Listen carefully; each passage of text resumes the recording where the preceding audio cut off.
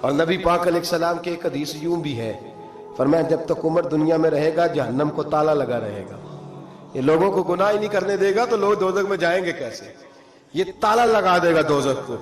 اتنا عظیم شخص جناب عمر کہتے ہیں مجھ سے بھی حضور ایک دن ناراض ہو گئے، غضب سے ان کے خدا بچائے، غضب سے ان کے خدا بچائے، جلال باری عتاب میں مجھ سے بھی ناراض ہو گئے، اور گرا جو نگاہ سے ان کی وہ سنبھل نہیں سکتا۔ حضرت عمر فرماتے ہیں کئی مہینوں حضور کے ان جملوں کی اس ناراضگی کی ٹیسیں میرے سینے میں اٹھتی رہیں، اور آج بھی جب خیال آتا ہے تو میں اللہ کی بارگاہ میں سجدے میں گر جاتا ہوں کہ اللہ وہ میری بڑی خطا تھی۔ سنو حضرت عمر فاروق رضی اللہ تعالیٰ عنہ سے لوگوں نے کہا عمر ہوا کیا؟ تو فرمانے لگے مجھے پتا چلا کہ تورات انجیل اور زبور بھی اللہ کی کتابیں ہیں، تو میں کہیں سے تورات اٹھا لایا اور مسجد نبوی میں نے بیٹھ کے پڑھنی شروع کر دی۔ فرمانے لگے مدینے کے محبوب تشریف لائے، حضور نے میری طرف دیکھا اور حضور تورات کو بھانپ گئے، دیکھ گئے کہ تورات ہے۔ نبی پاک نے فرمایا کیا پڑھ رہے ہو؟ عرض کی حضور تورات پڑھ رہا ہوں۔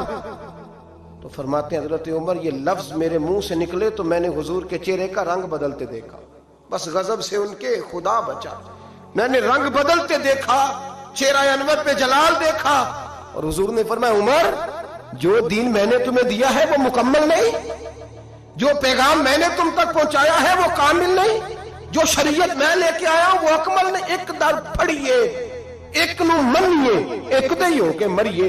فرمایا وہ مکمل اور کامل نہیں، کامل نہیں۔ حضرت عمر کہتے ہیں یا رسول اللہ کیا ہوا؟ فرمایا تو تورات پڑھ رہا ہے۔ اور پھر حضور نے اگلے لفظ ادا فرمائے، فرمایا قسم مجھے اللہ کی عزت کی اگر آج موسیٰ حیات ظاہری میں ہوتے، سیدنا موسیٰ علیہ السلام اگر آج حیات ظاہری میں ہوتے تو فرمایا وہ میرا کلمہ پڑھ کے میری شریعت کی پیروی کرتے۔ تم تورات پڑھ رہے ہو، تم لوگوں کے پیچھے جا رہے ہو۔ فرمایا میں اپنی محبت کے معاملے میں کسی کی شراکت پسند، آپ لفظوں پہ غور کریں نا، جب مشکات میں حضور آئے ہیں تو ایک صحابی کہہ رہے تھے حضرت موسیٰ کلیم اللہ ہے، دوسرے کہہ رہے تھے جناب عیسیٰ روح اللہ ہے، تیسرے کہہ رہے تھے ابراہیم خلیل اللہ ہے۔ حضور نے کیا فرمایا ذرا انداز دیکھیے نا، ایک نو منیے ایک در پھڑیے تے ایک دئی ہو کے مریے۔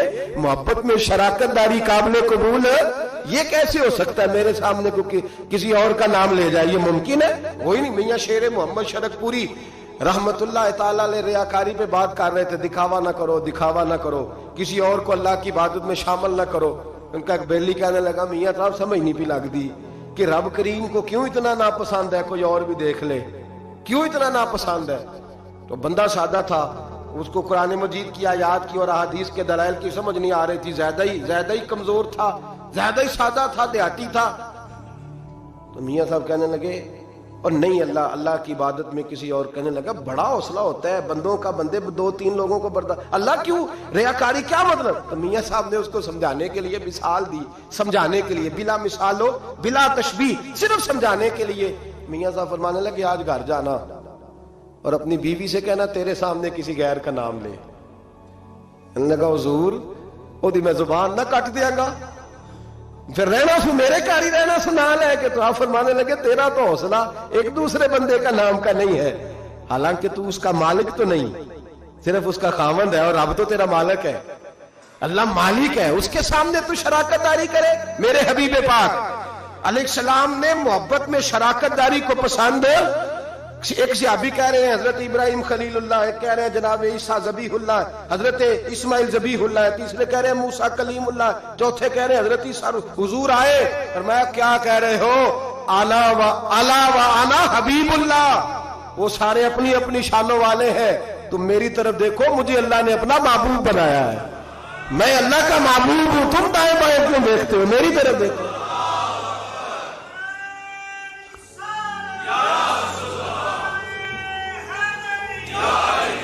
حضرت سیدنا عمر فاروق کو نبی پاک علیہ السلام نے فرمایا عمر اگر حضرت موسیٰ حیات ظاہری میں ہوتے تو میرا کلمہ پڑھتے۔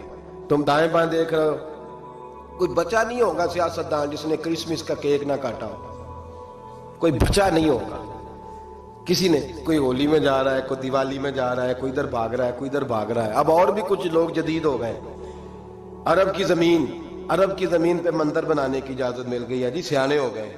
میرے رسول کریم سید عالم صلی اللہ علیہ وسلم نے فرمایا منسوخ ہو گئے دین، اب قیامت تک سکہ چلے گا تو محمد عربی کا چلے گا، اب قیامت تک ڈنکا لگے گا تو یا رسول اللہ کے نعرے کا ڈنکا بجے گا، اب کسی اور کی بات چل سکتی؟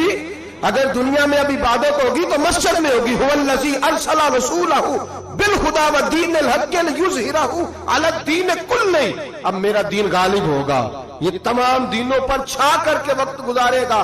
مسلمان تھوڑے تھوڑے سیاسی مفاد کے لیے، چھوٹے چھوٹے سیاسی، اعلیٰ حضرت فاضل بریلوی فرماتے ہیں جو کفار و مشرکین کے اجتماعات میں جا کے بیٹھے گا، صبح قیامت اللہ کی بارگاہ سے سزا دی جائے گی۔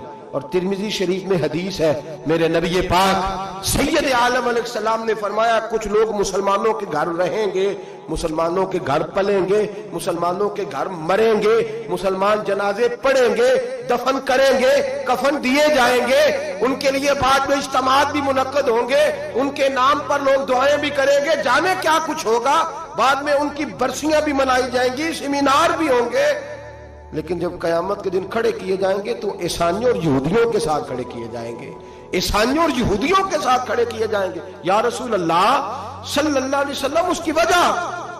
تو حضور نے فرمایا رہتے مسلمانوں کے گھر میں تھے پر ان کے دل عیسائیوں کے ساتھ دھڑکتے تھے، انہیں ان کی تہذیب پسند تھی، ان کے طور طریقے کو اپناتے تھے۔ من تشبہ قوم فہو منہم، اور جو کسی قوم سے مشابہت اختیار کرتا ہے وہ انہی میں سے ہوا کرتا ہے۔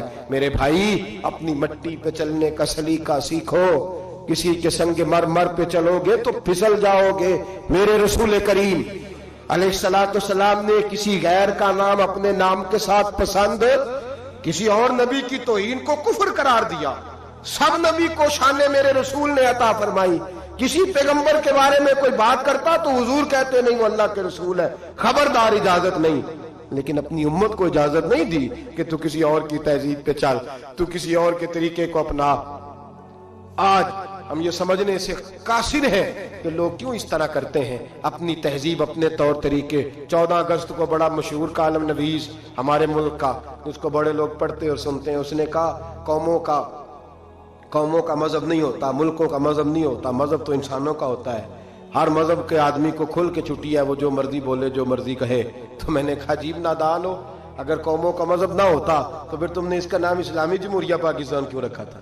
تو اسلامی جمہوریہ پاکستان ہے تو اس کا کوئی مذہب تھا تو 7 لفظ اسلام آیا نا۔ میرے نبی پاک علیہ السلام نے ملک کا مذہب رکھا تو فرمایا کہ یہ حدود حرم ہے، اس کے اندر کافر یہودی عیسائی سکھ کو داخلے کی اجازت ہے۔ نبی پاک سے زیادہ غیروں کا خیال رکھنے والا کون تھا؟ لیکن حضور علیہ السلام نے ان کی تہذیب کو، ان کے تمدن کو، ان کے طریقوں کو، ان کے طرز حیات کو مسلمانوں کا اپنانا پسند نہیں فرمایا۔ نبی پاک علیہ السلام جلال فرماتے تھے، حضور ناراض ہوتے تھے اگر کوئی شخص۔ اب آخری حدیث سن لیں اور بات ختم کرنے کی طرف آؤں۔ میرے نبی پاک علیہ السلام نے نا، ایک صحابی نے، ایک بل تھی چیونٹیوں کی، اس کو آگ لگا دی تو حضور نے فرمایا آگ کا عذاب سوائے اللہ کے کوئی دوسرا نہیں دے سکتا۔ شریعت اسلامیہ کے اندر ایسی سزائیں نہیں ہیں، اگر ہیں بھی تو اس میں بھی ائمہ کا اختلاف ہے، ایسی سزائیں نہیں ہیں جن میں کسی کو جلایا جائے کسی کو، باقی سزائیں تو ہیں۔ نبی پاک علیہ السلام نے فرمایا جلانے کی سزا صرف اللہ دے گا، صرف اللہ۔ حضور اس سے منع فرماتے تھے۔ جاگ رہے ہیں آپ لوگ؟ توجہ ہے میری بات پر؟ لیکن نبی پاک کی ناراضگی دیکھیں، حضور کا جلال دیکھیں، غضب سے ان کے خدا بچائے، حضور کا جلال دیکھیں۔ میرے کریم رسول نے فرمایا میرا دل کرتا ہے میں عشاء کی نماز پڑھنے مسجد میں آؤں اور کسی کو حکم دوں کہ وہ جماعت کرائے، میرا دل کرتا ہے، یہ بخاری مسلم ہے، کسی کو حکم کروں کہ وہ جماعت کرائے اور خود میں مدینے کے جوانوں کو ساتھ لے لوں، لکڑیاں کٹھی کر لوں، اور فرمایا جو لوگ عشاء کی نماز پڑھنے نہیں آتے میرا دل کرتا ہے ان کے گھروں کو آگ لگا دوں، جل جائیں، وہ برباد ہو۔ اتنی ناراضگی۔ حضرت ابو ہریرہ یہ حدیث سنایا کرتے تھے تو رویا کرتے تھے، فرماتے تھے اتنا سخت حکم۔ حضور نے فرمایا میرا دل چاہتا ہے میں جلا دوں وہ گھر، تباہ ہو جائیں، جل جائیں وہ لوگ، اجڑ جائیں وہ گھر جس گھر کے بسنے والے عشاء کی نماز پڑھنے مسجد میں میں جلا دوں۔ تو کیسے کہتا ہے میرے گھر میں برکت آ جائے گی اور میں نماز نہ پڑھوں؟ تو کیسے کہتا ہے سکون آ جائے گا اور میں نماز پڑھنے نہ جاؤں، جس سے رسول پاک ہی ناراض ہے؟ جس سے نبی پاک کی ناراض ہے، اور حضور فرماتے ہیں فلاں گھر برباد ہو جائے تو آباد کیسے ہو سکتا ہے؟